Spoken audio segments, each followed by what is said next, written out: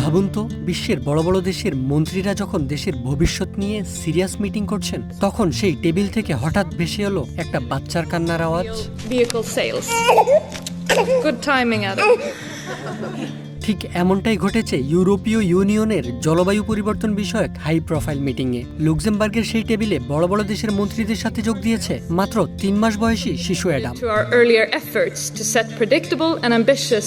এই কাণ্ডটি ঘটিয়েছেন সুইডেনের জলবায়ু মন্ত্রী রোমিনা পোরমুখতারি। মাত্র 30 বছর বয়সে মন্ত্রী হয়ে তিনি ইতিহাস গড়েছিলেন। এবার নিজের 3 মাসের সন্তানকে সাথে নিয়ে সরাসরি যোগ দিলেন ইইউর কাউন্সিলে। In electrical vehicle sales. আসলে তিনি বিশ্বকে একটা বার্তা দিতে চেয়েছেন, আমাদের দেশে বা পুরো পৃথিবীতে একটা বড় সমস্যা। সন্তান হওয়ার পর মায়েদের ক্যারিয়ার কিংবা সংসারের মধ্যে যে কোনো একটা বেছে নিতে হয়। অনেক মাই তখন নিজের গুরুত্বপূর্ণ পেশা জীবন বিসর্জন দেন। Meetings and attending to my child. কিন্তু রোমিনা দেখালেন, সঠিক রাষ্ট্রীয় পলিসি থাকলে মায়েদের এই কঠিন সিদ্ধান্তে যেতে হয় না।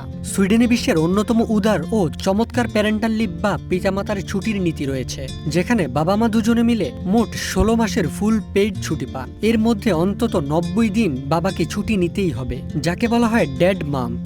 মূলত বাবাকে সন্তানদের সাথে আরো বেশি সময় কাটাতে উৎসাহিত করার জন্যই এই নিয়ম। Are just another example of the vulnerability. মজার ব্যাপার হলো, রোমিনা যখন মিটিং করছেন, তার স্বামী তখন ছুটি নিয়ে বাচ্চার দেখাশোনা করতে লুক্সেমবার্গেই আছেন। Fuels.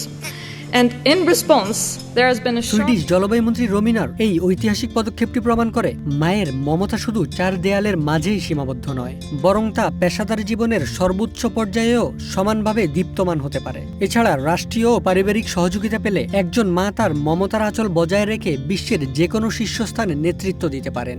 এই বার্তাটি বিশ্ববাসীর জন্য এক বড় অনুপ্রেরণা। Looking forward to today's discussions on many different topics. Mehrab Abhi, one digital desk. Not having to choose between being a present minister and a present mother.